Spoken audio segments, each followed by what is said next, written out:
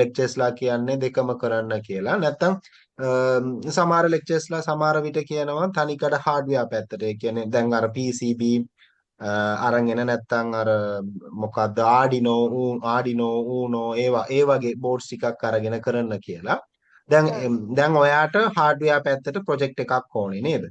ඔව් දැන් මගේ ප්‍රොජෙක්ට් එකේ මම මේ ප්‍රොපෝසල් එක දෙද්දි දුන්නා.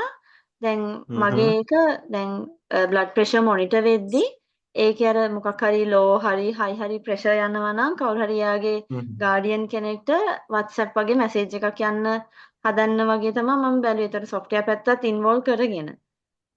ඔව් අනිවාර්යෙන් සොෆ්ට්වෙයාර් එකක් නැතුව අපිට මේ වගේ හાર્ඩ්වෙයාර්ස් කතා කරන්න බෑ සිස්ටම් උත් එක්ක. අපි අනිවාර්යෙන් මොකක් හරි සොෆ්ට්වෙයාර්ස් කරන්න ඕන. එතකොට ඔයාට PCB දැන් ඔයා ඉගෙන ගන්නවද නැත්නම් මීට කලින් PCB සම්බන්ධයෙන් මොකක් හරි මොඩියුල්ස් හරි නැත්නම් වර්ක්ෂොප්ස් හරි කරලා